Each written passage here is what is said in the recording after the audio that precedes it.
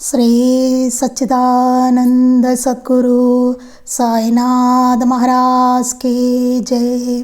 శ్రీ సచ్చిదానంద సద్గురు అలివేలు మంగమ్మ సహిత భరద్వాజ మహారాజ్ की जय। శ్రీ సచ్చిదానంద సద్గురు నాంపల్లి బాబా మహారాజ్ की जय। జై సాయి మాస్టర్। ఈరోజు సత్సంగంలో మనం నేను దర్శించిన మహాత్ములు 4 అవధూత శ్రీ వెంకయ్య స్వామి వారి చరిత్ర చదువుకుంటున్నాం। రచన పరమ పూజ్యాచార్య శ్రీ ఎక్కిరాల భరద్వాజ మాస్టర్ గారు। దీనిలో మనం ఈరోజు 10వ అధ్యాయం చదువుతున్నాం। నేను దర్శించిన మహాత్ములు 4 శ్రీ అవధూతాయ నమః। అధ్యాయం 10 అవధూత బోధ। అవధూత బోధ అనేటువంటి చక్కటి అధ్యాయాన్ని మనం ఈరోజు చదువుకుంటున్నాం। అంటే స్వామి బోధ ఏంటి అనేదాన్ని మనం ఇవాళ చదువుకుంటాం అన్నమాట। ప్రకృతిలోని జీవకోటి అంతా వాటి ప్రారబ్ధాన్ని ఓరిమితో అనుభవిస్తూ తక్కిన ప్రాణకోటి అంతటికీ ఏదో ఒక రీతిన హితం చేస్తూనే జీవిస్తాయి।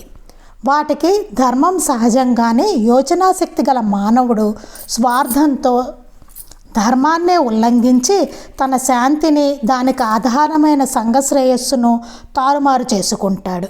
అట్టి మానవులకు మరలా శ్రేయస్కరమైన ధర్మం బోధించి ఆచరింపచేయడానికి మహాత్ముల రూపాలలో శ్రీ దత్తప్రభువు అవతరిస్తూ ఉంటారు। ఇక్కడ మనం క్రితం సత్సంగంలో దీన్ని కొద్దిగా మనం చదువుకున్నాం। మనం ఈ మొదటి పేరా మనం చదువుకున్నాము, అది మళ్ళీ ఒకసారి మనం చెప్పుకుందాం। ప్రకృతిలోని జీవకోటి అంతా వాటి ప్రారబ్ధాన్ని ఓరిమితో అనుభవిస్తూ తక్కిన ప్రాణకోటి అంతటికీ ఏదో ఒక రీతిన హితం చేస్తూనే జీవిస్తాయి। ఈ మనకి భూమి మీద అన్ని జీవులు అండి ఏదో ఒక విధంగా తోటి ప్రాణులకు హితం చేస్తూనే అవి జీవిస్తూ ఉంటాయి అన్నమాట। మనకు తెలిసినా తెలియకపోయినా తెలియనివి ఎన్నో ఉన్నాయి, కానీ ప్రతి జీవి మరొక జీవికి ఏదో రకంగా ఉపయోగపడుతూనే ఉంటుంది, హితం చేస్తూనే ఉంటుంది, అట్లాగే జీవిస్తూ ఉంటాయి। వాటికి ధర్మం సహజం కానీ యోచనాశక్తి గల మానవుడు స్వార్థంతో ధర్మాన్నే ఉల్లంఘించి తన శాంతిని దానికి ఆధారమైన సంఘశ్రేయస్సును తారుమారు చేసుకుంటున్నాడు। కానీ మానవుడికి ఏముంది? ఇతర జీవులకి లేని యోచనాశక్తి ఒకటి మానవుడికి ఉంది, ఆలోచించే సామర్థ్యం ఉంది। ఇప్పుడు మిగతా జీవులు ఏంటి? ఆ ప్రకృతితోటి సామరస్యంతో వెళ్ళిపోతాయి అవి, కానీ మానవుడికి ఏముంటుందంటే యోచనాశక్తి ఉంది, ఆలోచించుకునే వీటికి చాయిస్ అనేది ఉంది। వాటికి చాయిస్ అనేది లేదు, మనకి చాయిస్ ఉంది। దాంతో ఏం చేస్తాం మనం?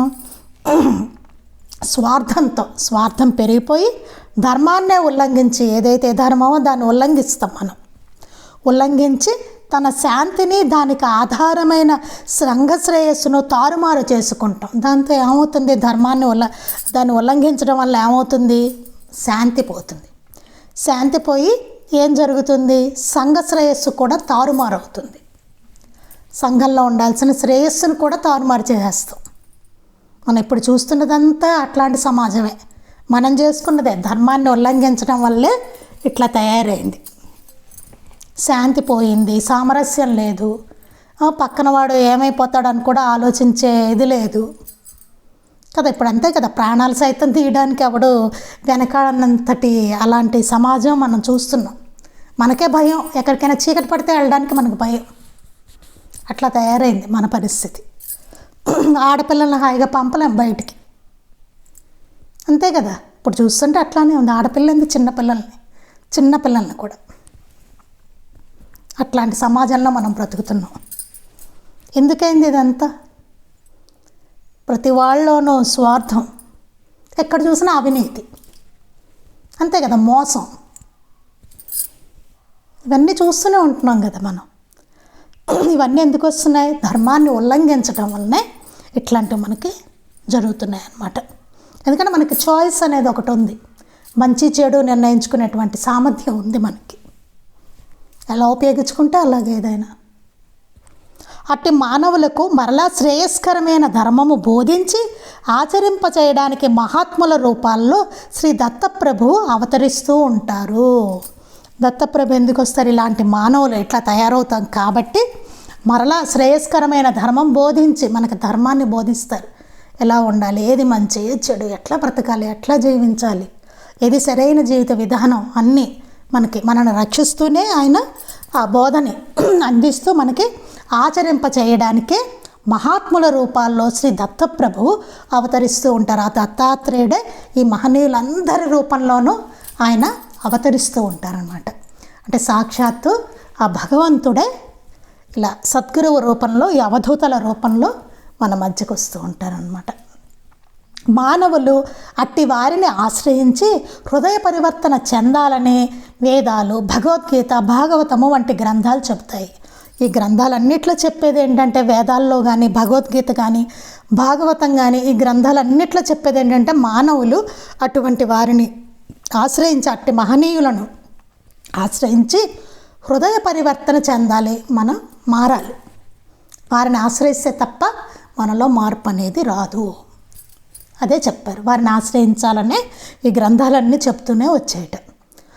భాగవతం, వేదాలు, భగవద్గీత ఇవన్నీ భౌతికంగా వారి సాన్నిధ్యం లభించనప్పుడు వారి చరిత్ర పారాయణ, బోధల, మననము ద్వారా అటువంటి శ్రేయస్సే పొందవచ్చు. మరి భౌతికంగా మాకు ఎవరు లభించలేదండి మహనీయులు అని అన్నాం అనుకోండి, అప్పుడు ఏంటి చెప్పారు? చరిత్ర పారాయణ, బోధలు, మననం చేసుకోవడం ద్వారా వారి అట్టి శ్రేయస్సే మనం పొందుతుంటాం. వారి దగ్గర ఉంటే ఎంత శ్రేయస్సో అలాగే మనం వారి చరిత్ర పారాయణ, బోధలు, మననము చేసుకుంటే అట్లాంటి శ్రేయస్సే మనం పొందుతాం అన్నమాట. అందుకే మనం చరిత్ర పారాయణలు చేస్తూ ఉంటున్నాం. మనం సత్సంగంలో చదువుకుంటున్నాం కదా, ఒక చరిత్ర తర్వాత ఒకటి ఎలా చదువుకుంటుంది. అందుకోసం స్వామి ఎలా బోధించేవారు చూద్దాం. స్వామి ఏం బోధించేవారు, ఎట్లా బోధించేవారు చూద్దాం. ఆయన బోధ ఏంటన్నది చూద్దాం అంటున్నారు. స్వామి సన్నిధిలో ఎక్కువ కాలం గడిపే బుజ్జయ్య ఒకసారి 10 రోజుల రచ్చ మీద కూర్చుని గ్రామస్తులతో కబుర్లు చెబుతున్నాడు. ఇతను ఎవరో మనలాంటి వాడే అనమాట. స్వామి సన్నిధిలో ఎక్కువ కాలం గడిపే బుజ్జయ్య అనే అతను ఒకసారి ఏం చేస్తున్నట్ట, 10 రోజులటండి రచ్చ మీద కూర్చుని గ్రామస్తులందరితోటి కబుర్లు చెప్తున్నట్ట. అలా కాలక్షేపం చేస్తున్నాడు అనమాట. తరువాత రోజు అతడు రాగానే స్వామి అతన్ని చూపి, ఏ ఊరయ్యా ఆయనది అన్నారు. గురువును సాధ్యమైనంత తరచుగా దర్శిస్తుండాలని కదా శాస్త్రాలు చెప్పేది. అంతేకాదు గురువును మరచి ఉండకుండడం కూడా శిష్యుని ధర్మమే. అతను ఏం చేస్తున్నాడు, ఎంతో కాలంగా స్వామి దగ్గర ఉండేవాడు, ఎక్కువ కాలం. బుజ్జయ్య అనే అతను ఒకసారి ఏం చేశాట, 10 రోజుల పాటు అతను ఆ జనాలతో కలిసిపోయి కూర్చుని గ్రామస్తులతో కబుర్లు చెప్తున్నాడు. ఏవో అంతే కాలక్షేప కబుర్లు మాట్లాడుతున్నాడు. తర్వాత రోజు అతడు వచ్చేట. వస్తే స్వామి అతన్ని ఎరగనట్టు, తెలుసు కదా స్వామికి, అయినా సరే అతను ఎరగనట్టు ఏ ఊరయ్యా అయింది అన్నట్టు. అలా అందుకని ఏం చెప్తున్నారు, గురువును సాధ్యమైనంత తరచుగా దర్శిస్తుండాలి అని కదా శాస్త్రం చెప్పేది. ఆ 10 రోజులు అసలు రానేలేదు. అతను అక్కడ కూర్చొని కబుర్లు చెప్పుకుంటున్నాడు. అందుకని ఏం చెప్తున్నారు ఇక్కడ, సాధ్యమైనంత తరచుగా దర్శిస్తుండాలి అని చెప్పారట శాస్త్రంలో గురువును. అంతేకాదు గురువుని మరచి ఉండకుండటం కూడా శిష్యుని ధర్మమే. అంతేకాకుండా గురువుని మరచిపోవడం అనేది జరగకూడదు, అది కూడా శిష్యుని ధర్మం అని చెప్పి ఇక్కడ మాస్టర్ గారు మనకి చెప్తున్నారు. ఇక్కడ చూడండి, సాధ్యమైనంత తరచుగా దర్శిస్తుండాలని కదా శాస్త్రం చెప్పేదండి. మనం ఏమనుకుంటాం, భౌతికంగా గురువు ఉంటేనే అనుకుంటాం. కాదండి, మనం గురువు దగ్గరికి, ఇప్పుడు మాస్టర్ గారి దగ్గరికి వెళ్తాం బృందావనానికి, అలా కూడా అనమాట. బాబా దగ్గరికి వెళ్తాం మనం. అలా సాధ్యమైన తరచుగా వెళ్తూ ఉంటే ఏమవుతుందంటే మనకి రీఛార్జ్ అవుతూ ఉంటుందన్నమాట. నిలబడ్డానికి, మనం ఈ మార్గంలో నిలబడ్డానికి చాలా అది ఉపయోగపడుతూ ఉంటుంది ఆ సాన్నిధ్యం. లేకపోతే ఏమవుతుందంటే ఇంకో ఇలాగే ఎక్కువ వెళ్ళలేదనుకోండి, మనం సాధ్యమైనంతగా వెళ్ళకపోతే ఇట్లాగే మనం ఈ లౌకిక వ్యవహారాల్లో పడి ఇలా కబుర్లు చెప్పుకోవడము, ఇంకొకటో అలాంటి వ్యసనాల బారిన పడే అవకాశం ఉంటుంది. అట్లా లేకుండా చక్కగా నిర్దిష్టంగా మనం చేసుకోవాలంటే సాధ్యమైనంత తరచుగా మనం మహనీయుల సన్నిధికి వెళ్ళి వస్తూ ఉంటే అది మనకి రీఛార్జ్ అయ్యి మనకు బాగుంటుంది అనమాట. అలాగే గురువును మరిచి ఉండకుండడం కూడా శిష్యుని ధర్మం అని చెప్తున్నారు. మర్చిపోయి ఉండకూడదు, గురువును మరవడం అన్నది కలగకూడదు, అది కూడా ఇక్కడ చెప్తున్నారు. అందుకే మనకి రోజంతటిలో అలాగా ఉంటూ ఉంటుంది. మనకి పారాయణ చేసుకుంటాం, సత్సంగం చేసుకోవడం, హారతులు ఉంటాయి, ఇవన్నీ ఉండేది ఎందుకు? అప్పుడు మర్చిపోవడం అన్న ఇది ఉండదు. చూడండి, నిరంతరం ఆయన స్మరణ జరుగుతూనే ఉంటుంది. చేసేది మారుతూ ఉంటుంది కానీ ఆ సాధన, బట్ ఆ నిరంతరంగా ఆయనది జరుగుతూనే ఉంటుంది మనకి అలాగే కదా. అందుకనే ఇట్లా ఏర్పరిచారు. 4 హారతులు చేసుకుంటాము, సత్సంగం చేసుకుంటాం, పారాయణ చేసుకుంటాం, పూజ చేసుకుంటాం, ఇలా ఇవన్నీ పెట్టింది అందుకోసమే. లేకపోతే ఏముంటుందండి, కాసేపు మర్చిపోతాం, ఇంకా మర్చిపోయి మన వ్యవహారాల్లో మనం ఉంటాం సాధ్యమైనంత తరచుగా. అందుకే చూడండి మనకి ఇది కూడా అందుకే మనకి ఇది సంధ్యావందనం కూడా, త్రికాల సంధ్యావందనం, 3 కాలాల్లోనూ సంధ్యావందనం చేయాలని పెట్టారు. అంటే ఏంటి, అలా గుర్తుపెట్టుకోవడం కోసం అన్నమాట, నిరంతరమైన స్మరణలో ఉండడం కోసం, పొద్దున మధ్యాహ్నం సాయంత్రాలు స్మరణలో ఉండడం కోసం ఇవన్నీ ఏర్పరిచింది అందుకోసమే. నిరంతరం ఆ భగవంతుని గుర్తుపెట్టుకోవడానికి, సద్గురువుని గుర్తుపెట్టుకోవడానికి. సాయిబాబా లాగా స్వామి కూడా ఉపవాసాన్ని ప్రోత్సహించలేదు. ఇది ఇంకో ఇంపార్టెంట్ పాయింట్ ఏంటంటే, బాబా ఉపవాసాలని ప్రోత్సహించలేదు, మనకు తెలిసిన విషయమే. అలాగే స్వామి కూడా, వెంకయ్య స్వామి వారు కూడా బాబా లాగానే ఉపవాసాలు వాటిని ఆయన అసలు ప్రోత్సహించలేదట. మంగమ్మ నాగుల వెల్లటూరులో ఒకరోజు స్వామి అందరికీ అన్నం పెట్టి నువ్వు కూడా తినిరా అన్నారు. ఒకసారి ఆ మంగమ్మతోటి అన్నారట స్వామి, అందరికీ అన్నం పెట్టి నువ్వు కూడా తినరా అని చెప్పారట. ఈరోజు శివరాత్రి ఉపవాసం ఉన్నాను అన్నది మంగమ్మ. మంగమ్మ అన్నదిట, ఆవిడ అన్నదిట, స్వామి ఈరోజు ఉపవాసం, నేను శివరాత్రి కదా, నేను ఉపవాసం ఉన్నాను అందట. స్వామి అన్నారట, అబ్బే అన్నం చూస్తుంట్లా తినేసిరా అన్నారు స్వామి. స్వామి అన్నారట, అయ్యో అన్నం చూస్తోంది, తినేసిరా, చూస్తుండట్లేదు, తినేసిరా అని చెప్పారట స్వామి. మనస్సుకు ఆహారము గుర్తుండనంతగా భగవద్ధ్యానంలో ఉండగలిగితేనే ఉపవాసము సార్థకము. ఇది అందరం మనం టిక్ పెట్టుకోవాలండి. ఇందులో ఇక్కడ ఏం చెప్తున్నారు మాస్టర్ గారు మనకి, ఇది ఎందుకు స్వామి తినేసేయమన్నారు, అన్నం చూస్తాను తినేసే అన్నారు. ఎందుకన్నారు? దీనికి అసలు ఉపవాసం ఏంటంటే, మనస్సుకు ఆహారం గుర్తుండనంతగా, అసలు ఆహారం అన్నదే గుర్తుకు రాదు మనకి, అంతగా భగవద్ధ్యానంలో ఉండగలిగితేనే, ఆయన స్మరణలోనే అసలు ఆహారం గుర్తు రాకొట్ట, అది ఉపవాసం అంటే. అలా ఉండగలిగితేనే ఉపవాసం. లేకపోతే కడుపు మార్చుకోవడం, తినకుండా ఉండడం, ఆకలితో కడుపు మార్చుకోవడం అంటారు దాన్ని, అట్లా ఉండడం. ఏది ఉపవాసం? మరి మనం ఉపవాసం చేస్తున్నామా ఆలోచించుకోవాలి. అందుకే బాబా వద్దన్నారు, వెంకటస్వామి గారు వద్దన్నారు ఉపవాసం. తెలుసు కదా మనకు అంత క్యాపబిలిటీ ఉందా, రోజంతా మామూలుగానే తింటూ ఉంటేనే మనం అసలు ఆయన స్మరణలో సరిగ్గా ఉండట్లేదు మనం. అట్లాంటి వాళ్ళం ఆహారం లేకుండా ఆయన స్మరణలో ఎట్లా ఉంటాం, భగవంతుడి స్మరణలో? ఇది ఎవరికి వాళ్ళు ఆలోచించుకోవాల్సిన చాలా ముఖ్యమైన విషయం. ఎందుకంటే బయట జరిగేది ఏంటంటే, బాబా భక్తులే కానీ ఉపవాసాలు చేస్తూనే ఉంటారు కదా. స్వామి మరి ఏం చెప్పారు ఇక్కడ, బాబా ఏం చెప్పారు? బాబా చరిత్రలో కూడా ఉంది కదా, ఉపవాసాలు ఆయన ప్రోత్సహించలేదు బాబా. అలాగే స్వామి కూడా,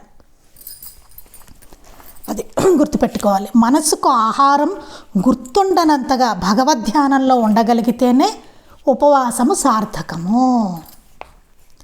అన్నం గుర్తుంటే తినడమే మేలు. అన్నం అంటే అన్నమే అక్కర్లేదండి, అసలు ఆహారం గుర్తొస్తేనే మనకి ఏ టిఫినో ఏదో, నిజానికి అట్లాంటప్పుడే బలంగా గుర్తొస్తాయి. నాకైతే అట్లాగే ఉంటుందండి, బలంగా గుర్తొస్తాయి. ఉపవాసం అనేసరికి నాకు చాలా ఫుడ్ ఎక్కువ గుర్తుకొస్తూ ఉంటుంది. నాకు నిజంగానే ఏదో వేరే తినాలనిపిస్తుంది, నెక్స్ట్ డే అయితే ఇంకా తినాలనిపిస్తూ ఉంటుంది. ఏవేవో రకరకాలు, అంటే నోరు ఒకలా అయిపోతుంది ఇంకా. అయిపోయి ఇంకా ఎక్కువ తినాలనిపిస్తుంది ఓ రకరకాలు కదా. అందుకని అన్నం గుర్తుంటే తినడమే తినడమే మంచిది. మన ఎవరికి అంత క్యాపబిలిటీ లేదు, అసలు ఉపవాసానికి మనం అర్హులమే కాదు కదా. తినకుండా భగవద్ధ్యానంలో అట్లా ఉండడం అంటే అసలు ఎంత కష్టమండి. కర్మేంద్రియాలను నిగ్రహించిన మనస్సు విషయాల మీదకు పరిగెత్తుతుంటే అది మిథ్యాచారం అవుతుందని శ్రీకృష్ణుడు చెప్పాడు. కర్మేంద్రియాలను నిగ్రహించిన వాటన్నిటిని మనం నిగ్రహిస్తాం, తినకుండా ఉండాలని చెప్పాను. మనసు విషయాల మీదకు పరిగెడుతుంటే కానీ మనసు మాత్రం తప్పిస్తూనే ఉంటుంది. ఆకలేస్తుంది, ఆహారం ఇంకోటి అప్పుడే గుర్తొస్తాయి, గుర్తురానివన్నీ అప్పుడే గుర్తొస్తూ ఉంటాయి. అందుకని అది మిథ్యాచారం, అంతా మిథ్యాచారం. అందుకే బాబా వద్దన్నారు ఉపవాసాలు కదా. ఆయన తెలీదా చెప్పండి? ఉపవాసం మనం ఉంచకూడదు ఆయన తెలుసు కదా. అది కరెక్ట్ అయితే ఆయన చేయించేవారు కదా ఉపవాసం. ఆయన వద్దన్నారు. ఎందుకు? మనకు అర్హత లేదు కాబట్టి ఉపవాసం వద్దన్నారు, ఉపదేశాలు వద్దన్నారు. తెలుసు బాబాకి. అదే స్వామి కూడా ఇక్కడ చెప్తున్నది. అది మిథ్యాచారం అవుతుందని శ్రీకృష్ణ పరమాత్మ కూడా చెప్పారట. అందుకని తమ అన్నగారైన సాయిబాబాలాగా స్వామి కూడా భక్తుల నుండి దక్షిణ కోరడం, తద్వారా తత్వం ఉపదేశించేవారు. మనకి సాయిలీలంతా దక్షిణ అధ్యాయంలో ఉంటుంది చూడండి. ఆయన దక్షిణ తీసుకోవడం అంటే ఒక బోధ అందులో ఉండేది ఆయన అడిగే దాంట్లో. అలాగే సాయిబాబా లాగానే స్వామి కూడా భక్తుల నుండి దక్షిణ కోరేవారు, తద్వారా తత్వం ఉపదేశించేవారు. ఆయన ఉపదేశం ఏదో ఒకటి అందులో ఇమిడి ఉండేదన్నమాట. జనవరి 1980లో తులసవ్వను 9 దుప్పట్లు దక్షిణగా సమర్పించమన్నారు స్వామి. ఒకసారి తులసవ్వ అనే ఆవిడ ఉన్నారు కదా, ఆవిడని అన్నారట 9 దుప్పట్లు దక్షిణగా సమర్పించు అని చెప్పారట. ఆయన కోరినది 5 జ్ఞానేంద్రియాలు, 5 కర్మేంద్రియాలు, మనస్సు. ఈ 9 ఆవరణములను దుప్పట్లను గురువుకు అర్పించి బ్రహ్మంతో ఐక్యమవమని ఆయన సూచించారు. అంటే జ్ఞానేంద్రియాలు, కర్మేంద్రియాలు, మనస్సు ఈ 9టిని గురువుకి అర్పించి ఆయనతోటి ఐక్యం అవ్వాలి అని చెప్పి ఆయన సూచన అనమాట. మరొకప్పుడు ఆమెను స్వామి 6 దుప్పట్లు గుండంలో వేయమన్నారు. 6 దుప్పట్లు వేయమన్నారట గుండంలో. ఎంత అంటే చాలా సూక్ష్మంగా అందులో దాగి ఉంటాయన్నమాట వారి బోధ. అంటే అరిషడ్వర్గాలను జ్ఞానాగ్నిలో దహించమని వారి భావం. అరిషడ్వర్గాలు ఉంటాయి కదా, కామ, క్రోధ, మోహ, లోభ, మదమాత్సర్యాలు, వీటిని అన్నిటినీ జ్ఞానాగ్నిలో దహించమని వారి భావంట. అంటే అది కూడా మనం వదిలించుకోవాలని చెప్పడం అనమాట. వీటిని స్వామి ఒకరోజు నా 9 దుప్పట్లు నా కియ్యండయ్యా అన్నారు. స్వామికి ఉన్నది 6 దుప్పట్లే. నాగయ్య తన దుప్పటి సాటివారి దుప్పట్లు 2 కలిపి వారికి సమర్పించాడు. స్వామి స్వీకరించారు. ఒకసారి అన్నారట స్వామి, నా 9 దుప్పట్లు నాకు ఇవ్వండి అని అడిగారట. అప్పుడు నాగయ్య అతను ఏం చేశాట, కానీ స్వామి దగ్గర ఉన్నది 6 దుప్పట్లట. అప్పుడు నాగయ్య ఏం చేశాట, తన దుప్పటి మిగతా వాళ్ళ దుప్పట్లు 2 కలిపి స్వామికి ఇచ్చాట. స్వామి స్వీకరించారట. పంచభూతాలు, మనస్సు, బుద్ధి, చిత్తము, అహంకారము అనే 9టిని సమర్పించమని వారి భావం. ఇక్కడ దుప్పట్లు అంటే దుప్పట్లని కాదు, స్వామిలు అడిగినా ఆలోచించుకోవాలి ఏం అడిగారని చెప్పి. కాకపోతే మనకు అర్థం కాదు కాబట్టి ఇక్కడ మాస్టర్ గారు వివరంగా చెప్తున్నారు. అంటే దుప్పట్లు అంటే అక్కడ ఏంటంటే ఆయన చెప్పిన సంఖ్యకి పంచభూతాలు, మనస్సు, బుద్ధి, చిత్తము, అహంకారము వీటి 9టిని సమర్పించమని వారి భావం అనమాట. సేమ్ మనకి బాబా చరిత్రలో ఉన్నట్టుగానే ఇది. రోసిరెడ్డితో, అయ్యా అందరికీ పంట పండించాను, దొంగలు పడకుండా కాపలా కాచుకోండి అన్నారు స్వామి. ఎంత ఇవి అంటే ఎంత మనకు అర్థం కాకుండా ఉన్నాయో చూడండి ఆయన చెప్పేవి. అయ్యా అందరికీ పంట పండించాను, దొంగలు పడకుండా కాపలా కాచుకోండి అన్నారట. ఆయన అందరినీ అనుగ్రహిస్తూనే ఉన్నారు. భక్తులే తమ దుర్గుణాల నుండి దానిని కాపాడుకోవాలి. అంటే ఏంటి అర్థం? పంట పండించాను, దొంగలు పడకుండా కాపలా కాచుకోండి అని చెప్పారు. అంటే ఏంటి ఇక్కడ ఆయన అంటే నేను అందరినీ అనుగ్రహిస్తూనే ఉన్నాను, ఆయన అనుగ్రహిస్తూనే ఉన్నారనమాట. భక్తులు ఏం చేయాలి? తమ దుర్గుణాల నుండి దాన్ని కాపాడుకోవాలి. ఆయన అనుగ్రహం మనకు కలగాలంటే ఏం చేయాలి? ఎప్పుడు ఆయన అనుగ్రహం మనకి ఎప్పుడు సద్గురువు నుంచి అనుగ్రహం అలా వర్షిస్తూనే ఉంటుంది. కాకపోతే మనలో ఉండే దుర్గుణాల వల్లనే మనం అది గుర్తించలేకుండా ఉంటాం అన్నమాట. అందుకని కాపాడుకోవాలి వాటి నుంచి. అంటే ఎలాగా? ఆ దుర్గుణాలని తొలగించుకుంటే ఆయన అనుగ్రహం మనకి అవగతం అవుతుంది, అప్పుడు అనుభవం అవుతుంది మనకి. సాయిబాబా కూడా దుర్గుణాలను దొంగలతో పోల్చారు. ఆ దొంగలంటే ఏంటి? దుర్గుణాలు అన్నమాట. బాబా కూడా దుర్గుణాలను దొంగలతోనే పోల్చారు. ఒకసారి స్వామివారి సేవకులందరూ దొంగ సాధువులేనని ఒక రైతు విమర్శించాడు. ఒకసారి ఏమైందిట? ఒక రైతు ఒక విమర్శ చేశాట. ఏమన్నట్ట? స్వామివారి సేవకులందరూ దొంగ సాధువులు అని అన్నట్టు. ఒక భక్తుడు కోపంతో అతనిపై కలియబడ్డాడు. ఎవరికైనా కోపం వస్తుంది కదండి, నువ్వు దొంగ సాధువు అనేసరికి అతను కోపం వచ్చి అతనిపై కలియబడ్డట. స్వామి అతనిని ఆపి, ఏందయ్యా, వాళ్ళు అంటుంటే ఓర్చుకుంటేనే కదయ్యా నిజంగా మనం సాధువులం అన్నారు.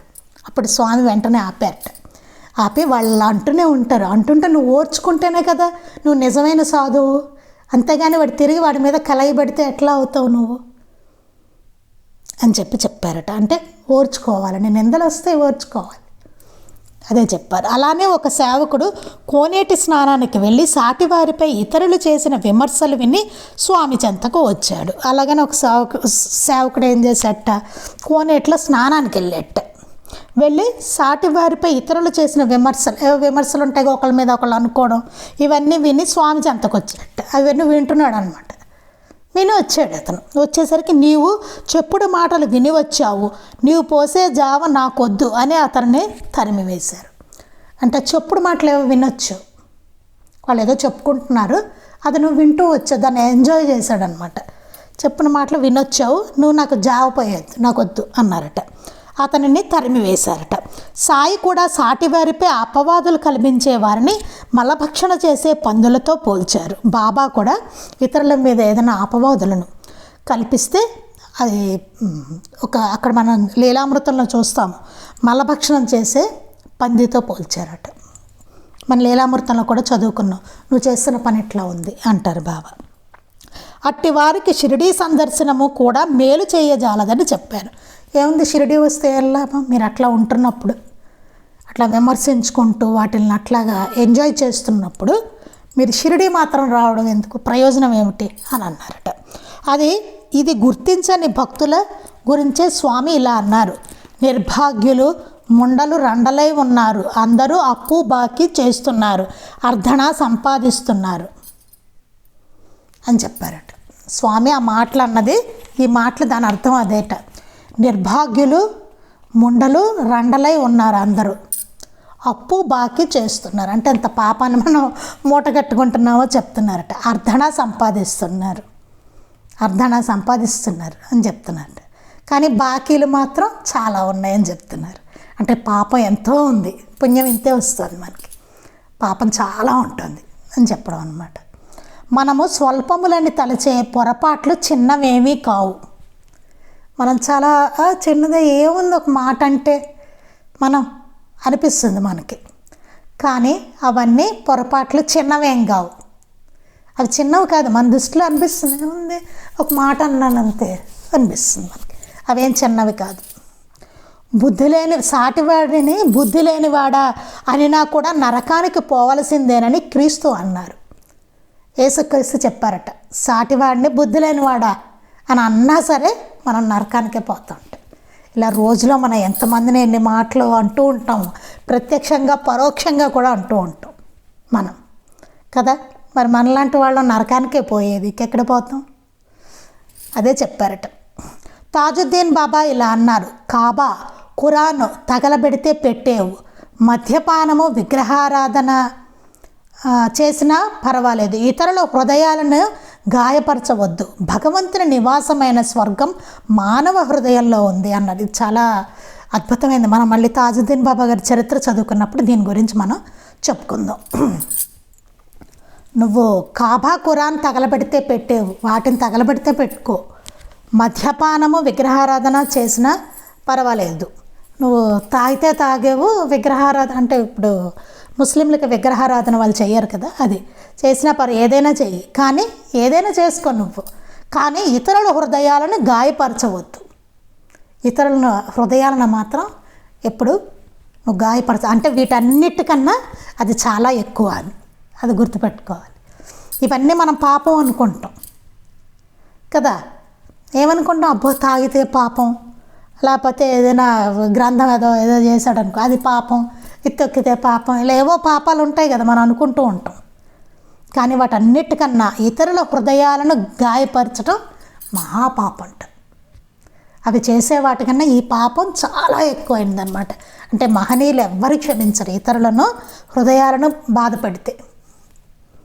అందుకే జీసస్ ఆయన యేసుక్రీస్తు కూడా చెప్పారు కదా, బుద్ధి లేనివాడ, పనికి మాలినవాడ, ఇట్లా అన్నా సరే మనం నరకానికే పోతూ ఉంటాం. అంటే దీన్ని బట్టి మనం ఎంత జాగ్రత్తగా ఉండాలో. భగవంతుని నివాసమైన స్వర్గం మానవ హృదయంలో ఉంది అన్నారట తాజుద్దీన్ బాబా. ఎందుకని హృదయం అంత గొప్పది అంటే భగవంతుని నివాసమైన స్వర్గం హృదయంలో ఉందిట, మానవ హృదయంలో ఉందిట. ఇది అంటే మన మనసులో అందరికీ లోపల మన మనసులో ఉండేది ఆయనే, ఆ సద్గురువు, ఆ భగవంతుడే. ఆయన నివాసం ఉంటుంది. అంటే ఎవరినైనా బాధ పెట్టామంటే ఏంటి, ఎవరిని బాధ పెట్టినట్టు, లోపల ఉన్న ఆయన్ని బాధ పెట్టినట్టు కదా, అది గుర్తుపెట్టుకోవాలి. అందుకే మాస్టర్ గారు ఏం చెప్తారు, అందరిలోనూ బాబాని చూడండి అంటారు. అంటే ఎవరినైనా బాధ పెట్టామంటే అర్థం ఏమిటి, మనం బాబాని బాధ పెడుతున్నాం అక్కడ కదా. అట్లాంటి మాటలు బాబాని అంటామా, అది గుర్తుపెట్టుకోవాలి చాలా జాగ్రత్తగా. ఇక్కడ మనం అందరం నేర్చుకోవాల్సింది, తెలుసో తెలియకో అనేకమైనవి చేస్తున్నాం కూడా మనం ఇట్లాంటివి పొరపాటు. ఇది అందుకే తరచి చదువుకుంటుంటే మనం కరెక్ట్ చేసుకోవడానికి ఉపయోగపడతాయి. ఏంటి ఇట్లా అన్నానా, చాలు వీళ్ళ మీద నాకు ఇట్లాంటి అభిప్రాయం వచ్చిందా, ఇట్లాంటి భావన వచ్చిందా, ఎందుకు ఇది వచ్చింది, ఇట్లాంటివన్నీ చాలా జాగ్రత్తగా మనం ఆలోచించుకోవాల్సి ఉంటుంది అన్నీ. అది సరే, ఇంకా మిగిలిన మనం రేపు సత్సంగంలో చదువుకుందాం. శ్రీ సచ్చిదానంద సద్గురు సాయినాథ్ మహారాజ్ కీ జై. శ్రీ సచ్చిదానంద సద్గురు అలివేలు మంగమ్మ సహిత భరద్వాజ మహారాజ్ కీ జై. శ్రీ సచ్చిదానంద సద్గురు నాంపల్లి బాబా మహారాజ్ కీ జై. గురుదేవ దత్త అవధూత చింతన. లోకా సమస్తాః సుఖినో భవంతు. లోకా సమస్తాః సుఖినో భవంతు. లోకా సమస్తాః సుఖినో భవంతు. జై సాయి మాస్టర్.